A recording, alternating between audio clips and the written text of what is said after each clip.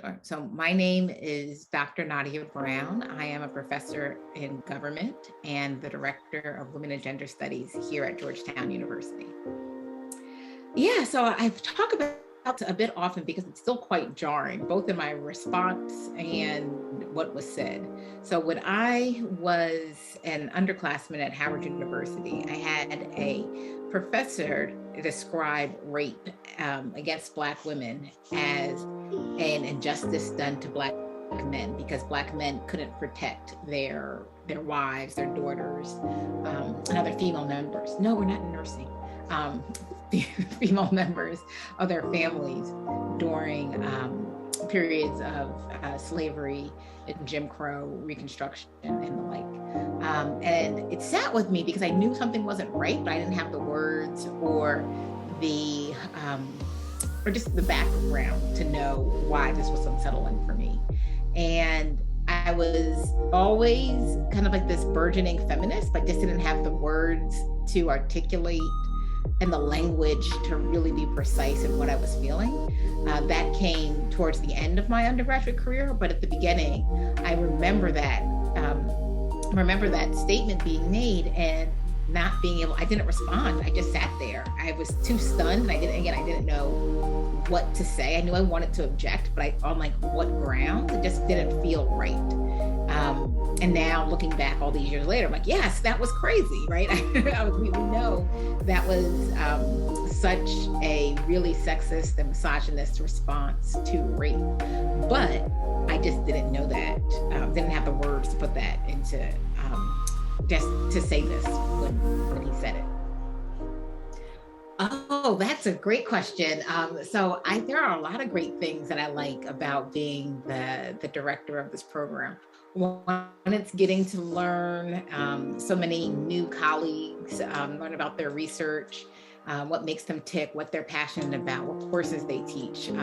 I really love interacting with my colleagues, but then also getting to meet students, right? Learning about their passions, the thing that they would like this program to be, what they're interested in doing once they leave Georgetown. Since I'm new, people give me such warm welcomes to themselves, right? So it's not just welcome to Georgetown, but let me tell you a little bit about me and why I'm in this program. And I love it because I just would not have, I think if I were here for a very long time, I wouldn't know these intricate things about our colleagues and students because it comes kind of routine, like, oh, this is so-and-so. She's in the psychology department and she does this. But to hear it from that person themselves with all of their passion and enthusiasm and why they're a feminist and why they are in or affiliated with or taking classes in this program is really, really great. So I love hearing, I just love these one-on-one moments with my colleagues and students. Yeah, so the course is not a great title. And I'm the one who came up with the title, so I can say that. It's me, I'm blaming me. But the course is really about minority women's politics with a focus in American government. And so it looks, on the onset, it looks like it's a course that's talking about race or gender, but really we're taking an intersectional approach to understanding minority women's politics. And I'm teaching it for the first time here at Georgetown. It's midterms. I'm sorry, it's spring break. Midterms just happened. So we're just halfway through the semester. But what I like are the students' reactions to my challenging questions. So for example, we were talking around why are we celebrating first? And as you are aware, Judge Ketanji Brown Jackson was just nominated to be the first Black woman Supreme Court justice in the over 200 years of the court. And rightfully so, right? People are acknowledging and celebrating the intrepid work that Judge Brown Jackson is doing. But the real question is why, right? Like, why is she the first? There's been several other qualified Black women judges that could have been Supreme Court justices, Constance Motley Baker as one. And that could have happened, decades ago. So why are we still here, right? And so I ask students to be critical about all that we consume in American politics. So when something looks like it's a win, I want us to ask the other question. So what are the structures that have kept Black women out of the Supreme Court? What are the structures that will challenge this nomination process, right? So it's not just that Judge Ketanji Brown Jackson is qualified, right? We know that she's qualified, and so are all the other women that were on the short list. But the kind of questions that she'll be asked, the ways that she's been attacked in the media, how some senators are saying that they just can't get behind her, although some have confirmed her 3 times already. So I want to talk deeply about the racism, the sexism, and how that converges for Black women.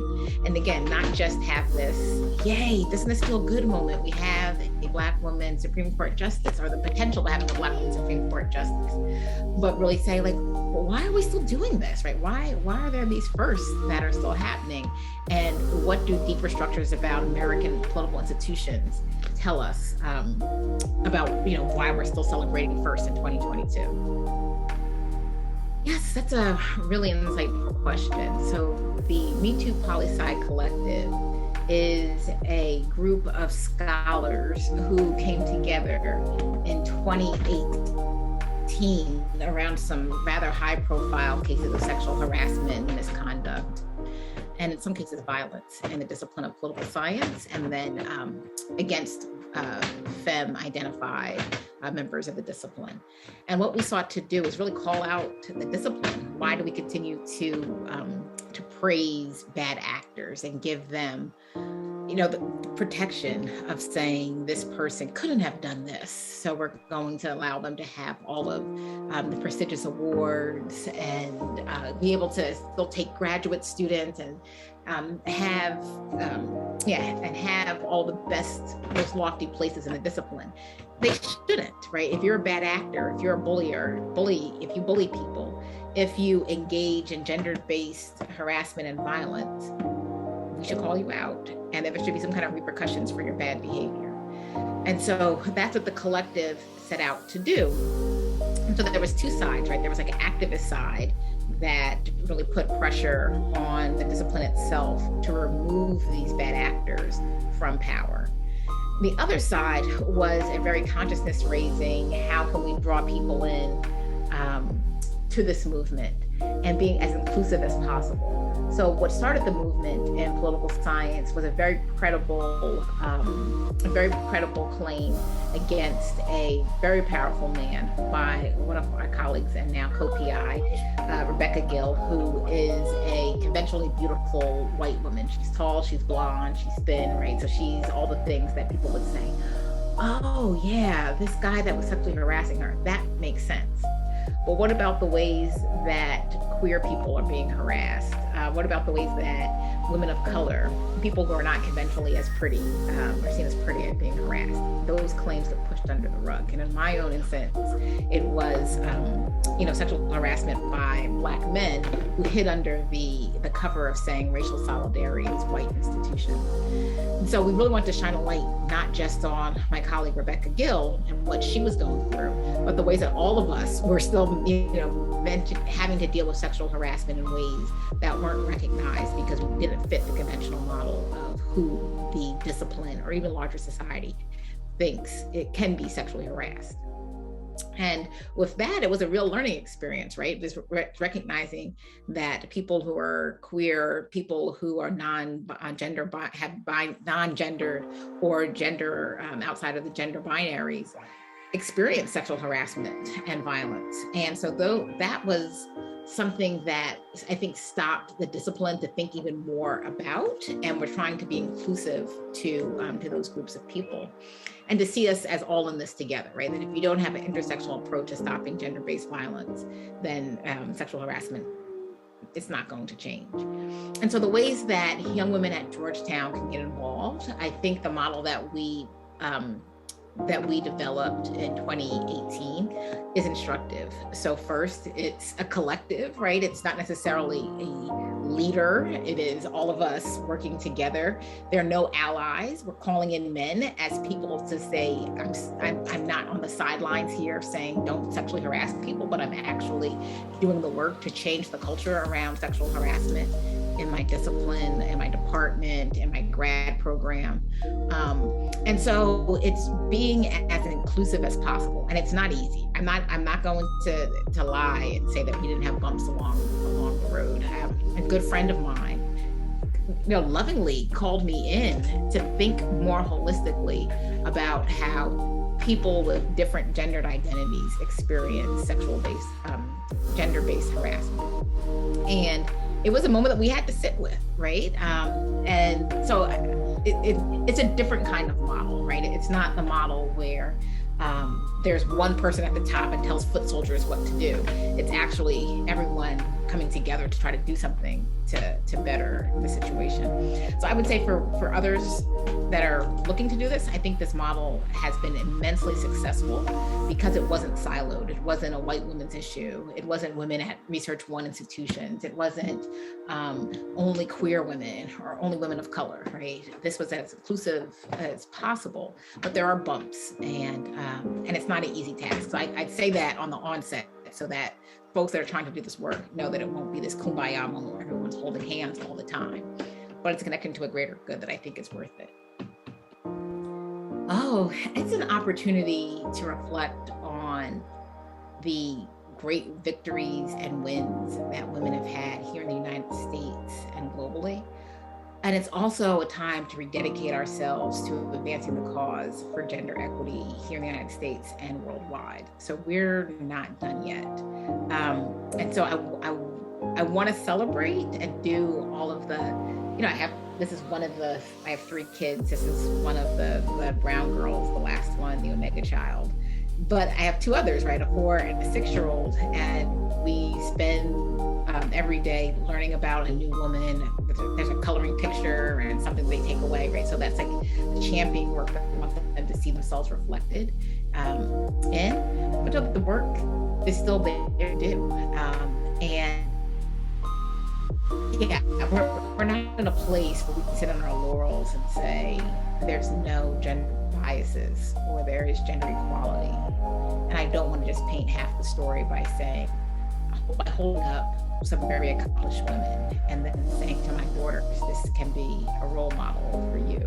Really having these hard and more complicated conversations about the work that still needs to be done.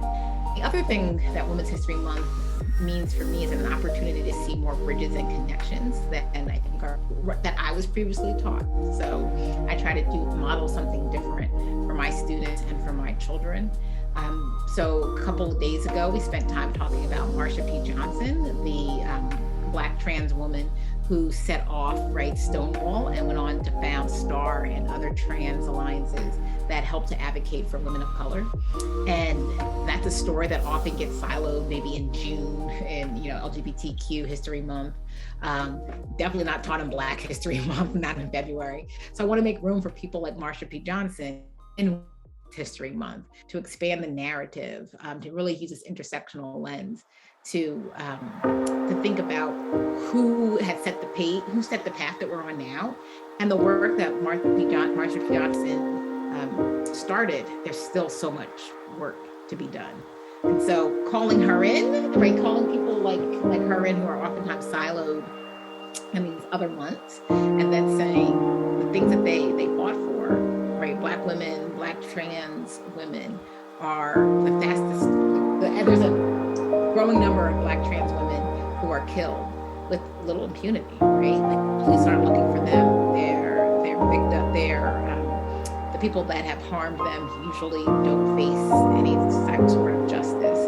And it's something that we as Black cis women or the feminist movement just don't talk that